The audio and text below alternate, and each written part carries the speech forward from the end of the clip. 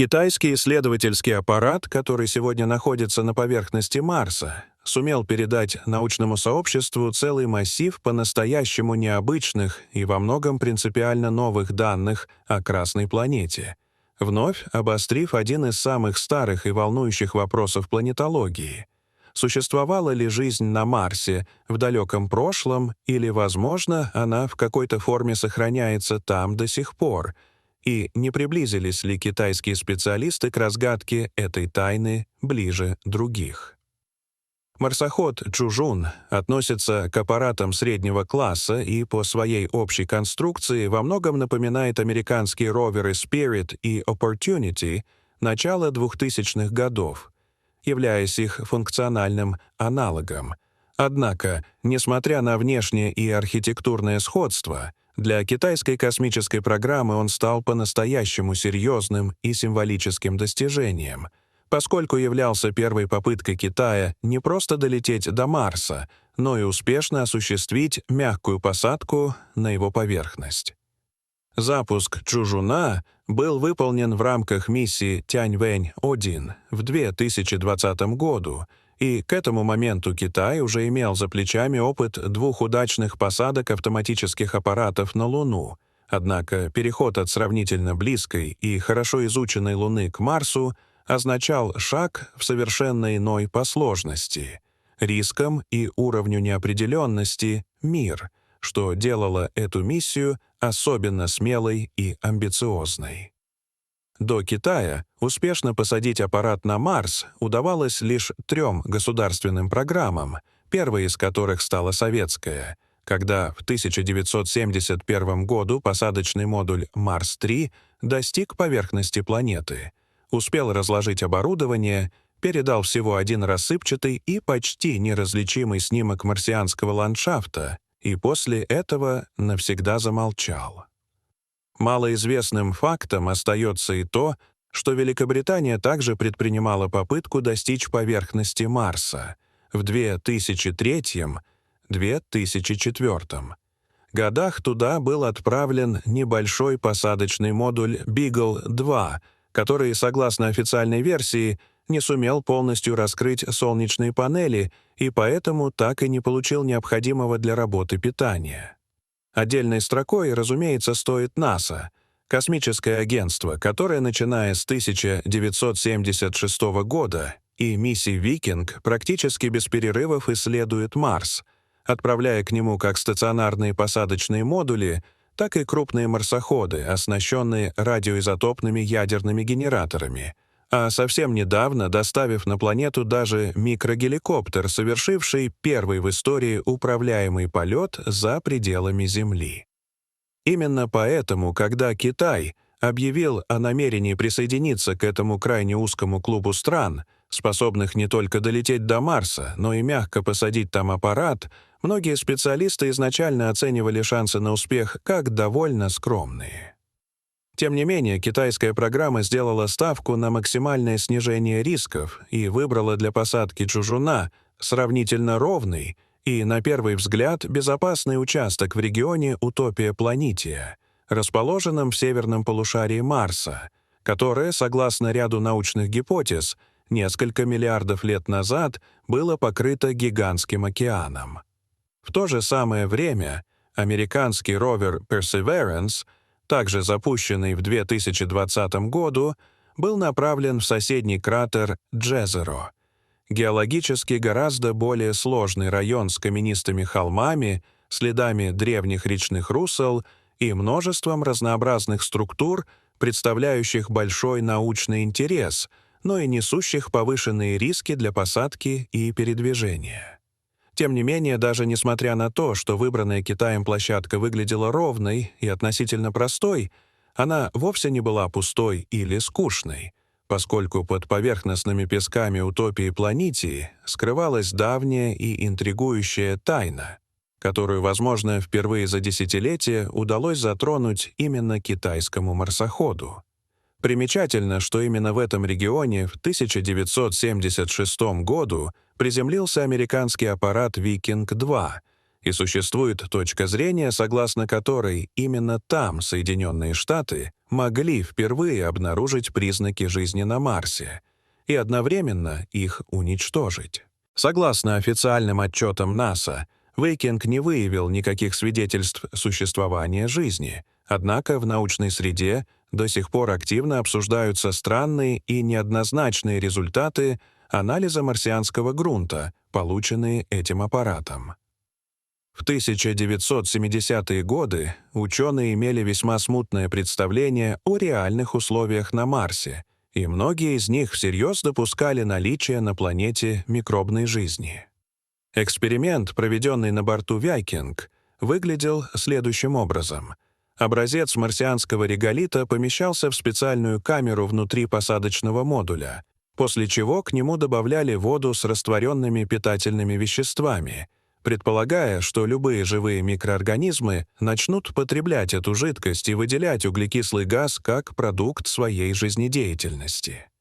И действительно, после добавления жидкости приборы зафиксировали появление СО2, что на первый взгляд выглядело как прямое подтверждение биологической активности, однако эксперимент имел и вторую фазу. Ученые добавили еще больше питательной влаги, ожидая усиления реакции, но вместо этого количество выделяемого углекислого газа неожиданно уменьшилось. На основании этого НАСА сделала вывод, что наблюдаемый эффект имеет не биологическую, а чисто химическую природу и свидетельствует об отсутствии жизни. Тем не менее, некоторые специалисты предложили альтернативное объяснение. Если на Марсе действительно существовали крайне засухоустойчивые формы микробной жизни, то резкое и избыточное увлажнение могло их попросту уничтожить. Иными словами, возможно, исследователи непреднамеренно утопили марсианские микроорганизмы. Эта малоизвестная история подчеркивает, что Чжужун работал в регионе, где действительно можно было ожидать обнаружения чего-то необычного, даже несмотря на кажущуюся геологическую простоту местности. Китайский марсоход успешно достиг поверхности планеты, используя проверенную десятилетиями схему посадки, во многом повторяющую методы эпохи Викинг. Сначала аппарат тормозился парашютом в разряженной атмосфере, затем происходило его отделение. Включался тормозной ракетный двигатель, который гасил скорость и отключался непосредственно перед касанием поверхности, позволяя амортизирующим опорам завершить мягкую посадку. После этого посадочная платформа развернула трап, Чжужун раскрыл солнечные панели и отправился в свое путешествие, став второй в истории национальной программы после НАСА, сумевшей доставить на Марс полноценно работающий марсоход. Изначально миссия была рассчитана всего на 90 марсианских суток, поскольку солнечные панели неизбежно покрываются пылью, а марсианские пылевые бури случаются достаточно часто и приводят к потере энергии. На борту Чжужуна находились 3 ключевых научных инструмента: система камер, лазерный прибор для разрушения камней с целью анализа их внутреннего состава и мощный георадар, способный зондировать глубинные слои марсианского грунта. Именно этот радар позволил Китаю сделать одно из самых интригующих открытий за всю историю исследований Марса. Под поверхностью песков Чжужун начал фиксировать многочисленные слои минералов, содержащих воду. На участке протяженностью около 1,5 километров прибор обнаружил 76 отдельных слоев, залегающих на глубине от 10 до 35 метров и наклоненных в сторону северных низин, что указывало на существование древней береговой линии, структура которой практически полностью совпадала с формой прибрежных зон на Земле. Эти слои сформировались в результате потоков воды, стекавших с возвышенности южного полушария в Северный океан, а их глубина свидетельствовала о том, что водная активность продолжалась десятки миллионов лет подряд, что стало не просто очередным подтверждением существования марсианских океанов, но и весомым доказательством того, что поверхность планеты оставалась влажной на протяжении очень длительного времени.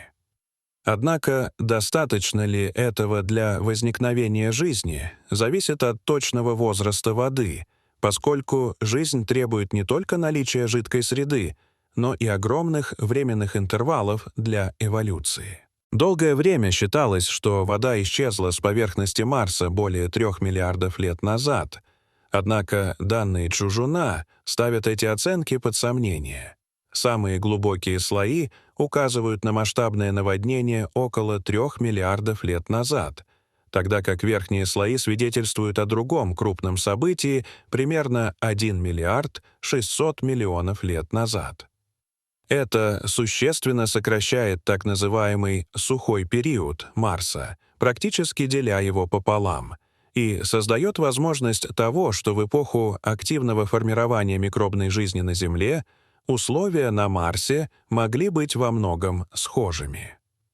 Самые же неожиданные находки были сделаны позже, когда, продвигаясь по пустынной равнине, Чжужун начал исследовать длинные, но невысокие песчаные дюны длиной около 30 метров и высотой примерно 1 метр, и, поднявшись на вершину одной из них, обнаружил твердую соляную корку толщиной до 8 сантиметров, покрытую сетью трещин. Учитывая силу марсианских ветров, такая корка не могла формироваться постепенно, поскольку была бы давно разрушена пылевыми бурями, и наиболее вероятным объяснением стало предположение, что в прошлом жидкая вода пропитывала поверхность дюн, а затем испарялась, оставляя после себя твердый солевой налет, напоминающий по свойствам цемент. Ученые считают, что водяной пар испарялся с северных ледяных шапок Марса, конденсировался, образовывал снег, который выпадал на древнее высохшее дно океана, смешивался с оставшейся там солью, превращался в талую воду и на короткое время увлажнял верхние слои грунта. Китайские исследования показали, что подобные процессы могли происходить всего около 400 тысяч лет назад, то есть в период, когда на Земле уже существовали неандертальцы и ранние представители древних людей.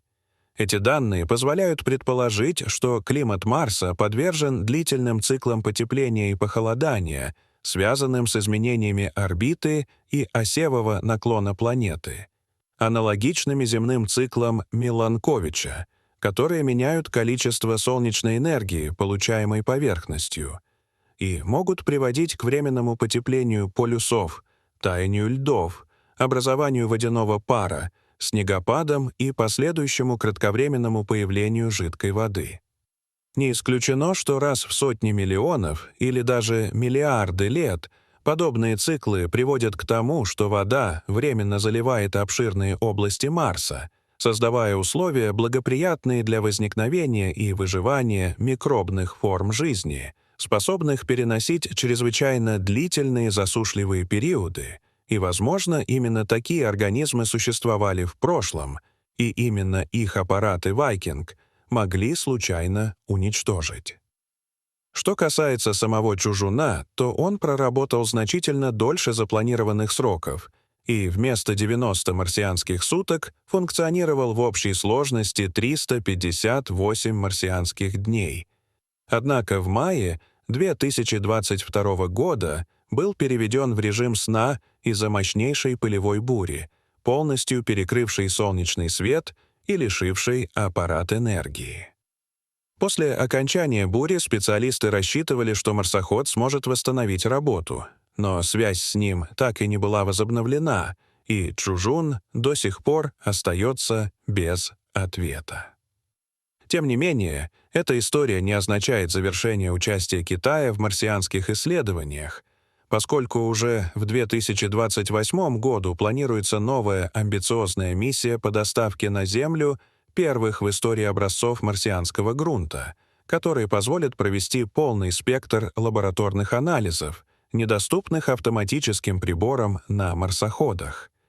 Именно эти образцы, возможно, дадут четкий и однозначный ответ на вопрос о том, существовала ли когда-либо жизнь на Марсе, и человечество надеется, что в следующий раз мы будем более осторожны и не уничтожим то, что можем обнаружить, хотя полностью исключать повторение подобной истории все же нельзя.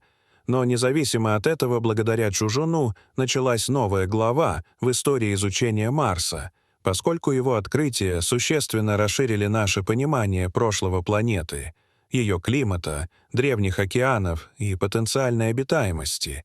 И теперь, когда миссии по доставке образцов становятся все ближе, окончательные ответы, возможно, находятся уже совсем рядом. Дорогие зрители, что вы думаете об этой истории? Расскажите, пожалуйста, в комментариях. А если вам понравилось это видео, то ставьте лайк и подписывайтесь на наш канал. До свидания.